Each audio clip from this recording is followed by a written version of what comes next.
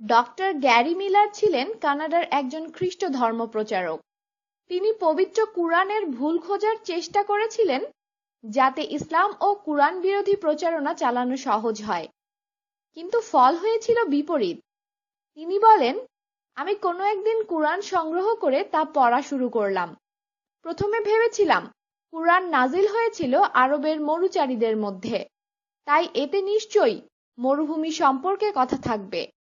কুরআন নাজিল হয়েছিল 1400 বছর আগে, তাই খুব সহজেই এতে অনেক ভুল খুঁজে পাব এবং সেসব ভুল মুসলিমদের সামনে তুলে ধরব বলে সংকল্পও করেছিলাম।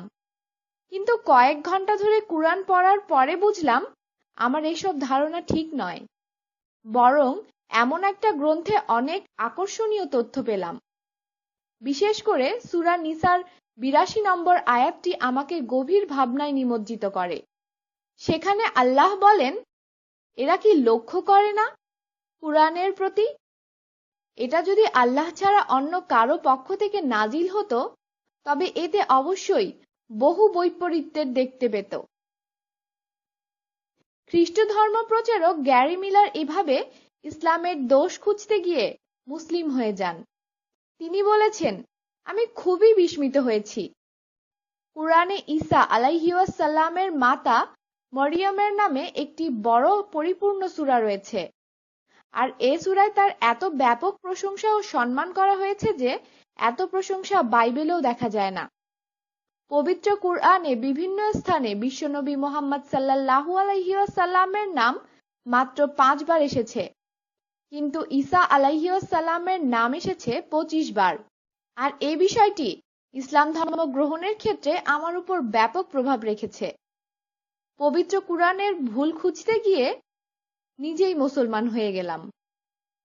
বিশিষ্ট ইংরেজ গবেষক জন ডেভেনপোর্ট বলেছেন, কুরআন ভুল ত্রুটিমুক্ত হওয়ায় এতে কোনো ছোটখাটো সংশোধনেরও দরকার নেই।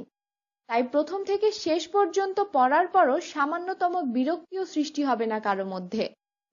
বছরের পর বছর ধরে পাদ্রীরা আমাদেরকে পবিত্র কুরআনের বাস্তবতা ও মহত্ব থেকে দূরে রেখেছেন, কিন্তু আমরা যতই জ্ঞানের পথে এগোচ্ছি ততই অজ্ঞতা ও অযৌক্তিক গোঁড়ামির পর্দা মুছে যাচ্ছে।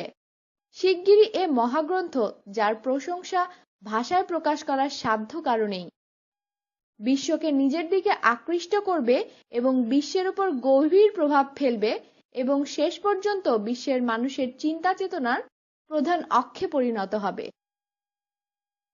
আমাদের সাথেই থাকুন আর সাবস্ক্রাইব করুন।